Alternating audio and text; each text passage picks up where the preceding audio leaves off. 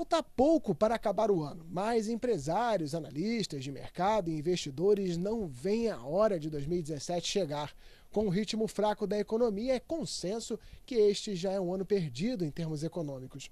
A dúvida é justamente quando o país será capaz de superar a crise que enfrenta hoje e voltar a crescer. Uma das coisas que o investidor pensa, esteja ele aqui dentro ou esteja ele lá fora, é no fato dele colocar uma quantia de dinheiro em algum tipo de negócio, né? Empreender algum tipo de negócio, e a economia do país onde aquele negócio que ele está colocando dinheiro, ela seja tão frágil que o dinheiro que ele colocou como um empreendimento que supostamente daria resultado, acaba naufragando.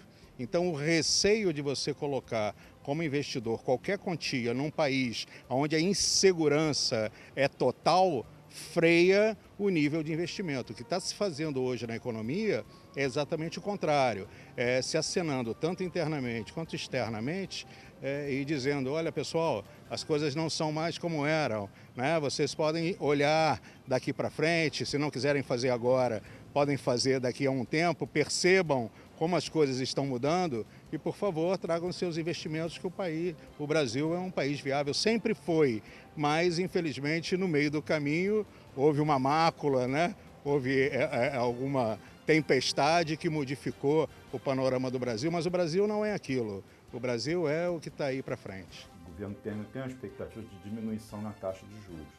Para que isso aconteça, é preciso que o Congresso aprove as medidas que o governo vem propondo, em particular a limitação dos gastos públicos.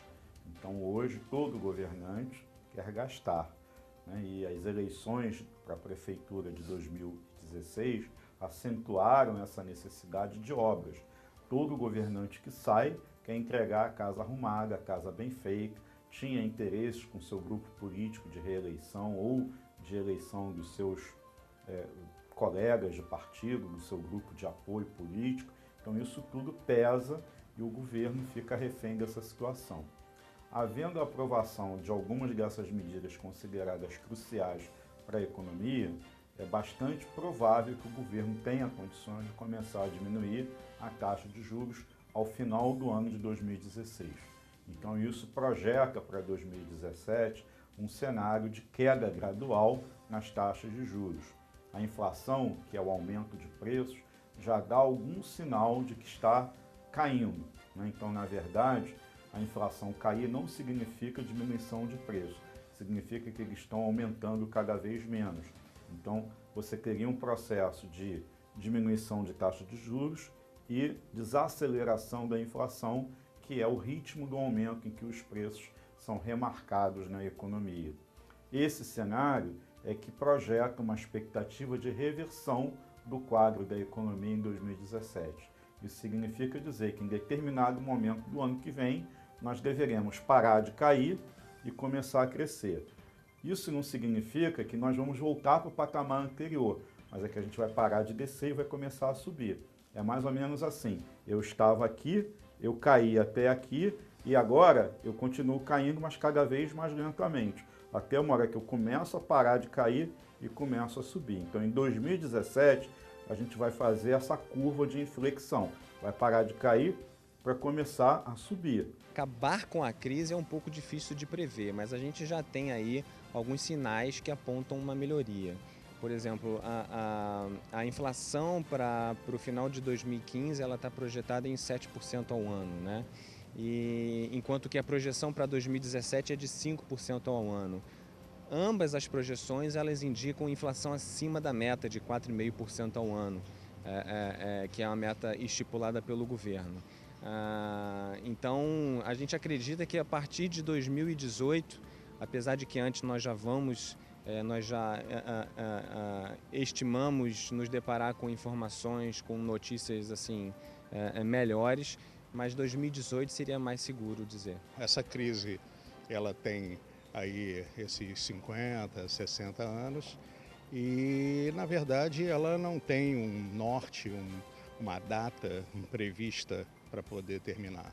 Ela deverá, acreditamos agora, traçar um caminho um pouco diferente do que vinha traçando nos últimos 12 anos e, em função do que se prepara, do que se está planejando para os próximos 4 anos, voltar para o caminho da população, voltar para o caminho de dirigir os impostos para a população, voltar para o caminho de você segurar os que eles chamam, na verdade, para a população que não entende, de gastos públicos, né? Aquilo que o governo gasta, mas gasta para si próprio, quer dizer, não em benefício da população. Uma situação como essa, ela não vai estar resolvida nos próximos 5, 8 anos, não estará. A população, quando muito, ela vai poder sentir uma falsa impressão de que as coisas estão caminhando. O que a gente gostaria muito, e é que a população normalmente almeja, é que isso se perdure, né? Porque uma coisa que não se vai resolver daqui a 5 ou 8 anos, poderá se resolver daqui a 10, daqui a 15, e caso não sejamos nós os beneficiados, né, nossos filhos, nossos netos se beneficiarão. O que a gente torce para que não aconteça é que filhos e netos passem por aquilo que a gente está passando agora. Aquelas decisões de investimento, de construir novas fábricas, novos negócios, que vão gerar emprego daqui a alguns meses, elas ficam sendo adiadas enquanto você não resolve a crise política. E por conta disso, nós temos um país que nesse ano de 2016 vai encolher mais de 1%. Então, isso é um consenso entre os economistas. O ano de 2016 é um ano não apenas perdido, é um ano onde nós diminuímos o nosso país, a nossa economia, perdemos trabalho, perdemos empresas, perdemos dinheiro de uma forma geral, mas se as propostas estão sendo colocadas, algumas inclusive azedas, nem tão populares, que limitam exatamente esses gastos que eu me referi que o governo não vinha conseguindo cortar e que projetam uns ajustes para 2017, nós podemos ter uma expectativa de que no ano que vem as coisas serão melhores. O programa Repórteres desta semana chegou ao fim, sempre agradecendo a sua companhia. Um abraço e até a próxima edição.